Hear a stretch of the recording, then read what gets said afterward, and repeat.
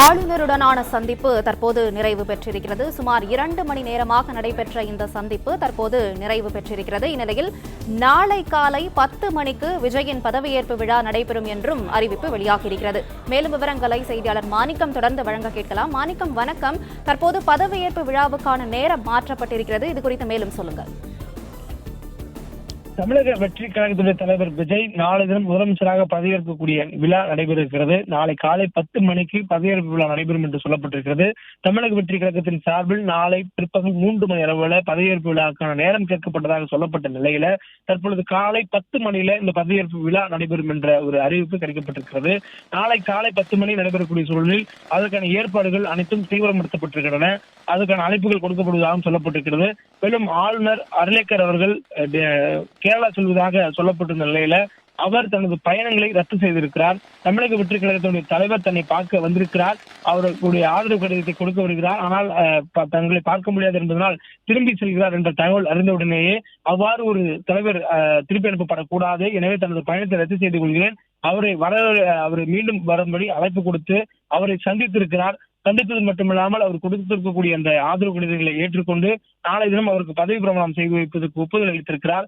நாளை தினம் அவருக்கு காலை 10 மணி அளவுல அந்த பதவி பிரமாணம் நடைபெறும் என்ற தகவலும் சொல்லப்பட்டிருக்கிறது. பதவியேற்பு விழாக்காக ஏற்கனவே தயாராக இருக்கக்கூடிய சூழலில் பதவியேற்பு விழா நாளை காலை 10 மணிக்கு நடைபெறும் என்ற அறிவிப்பும் கிடைக்கப்பட்டிருக்கிறது.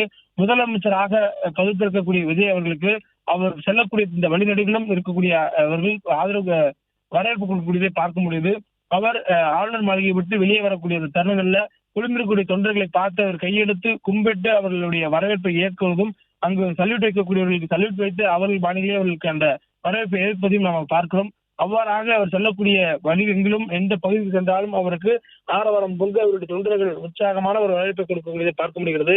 முதலமைச்சர் என்ற பொறுப்புக்கு அவர் நாளை தினம் வர இருக்கிறார். தமிழ்நாட்டினுடைய 16வது சட்டப்பேரவை அதிகாரப்பூர்வமாக கலைக்கப்பட்டிருக்கக்கூடிய சூழலில் 17வது சட்டப்பேரவை நாளை தினம் அதிகாரப்பூர்வமாக அமைக்கப்பட்டிருக்கிறது. தமிழக வெற்றி கழகத்துடைய தலைவர் விஜய் அந்த சட்டப்பேரவைக்கான முதலமைச்சராக தேர்ந்தெடுக்கப்படுகிறார். அவருடன் 9 அமைச்சர்கள், விஜய் உட்பட 9 அமைச்சர்கள் பதவியேற்க இருக்கிறார்கள். 6 பேர் தாவேக சார்ந்த அமைச்சர்கள், 2 பேர் காங்கிரஸை சேர்ந்தவர்கள், விஜய் ஒரு முதலமைச்சராக ஒருவர் என்ற மொத்தம் 9 நபர்கள். தமிழக வெற்றி கழகத்திலிருந்து விஜயுடன் சேர்த்து 7 நபர்களும் காங்கிரசிலிருந்து 2 நபர்களும் என மொத்தம் 9 நபர்கள் அமைச்சர்களாக பதவியேற்கிறார்கள். முதலமைச்சராக விஜய் பதவியேற்கிறார். அப்படியான ஒரு நிகழ்வு நாளை நடைபெற இருக்கக்கூடிய சூழலில் அதற்கான ஏற்பாடுகள் தயாராக இருக்கின்றன. காலை 10 மணிக்கு இந்த பதவியேற்பு நடைபெறும் என்று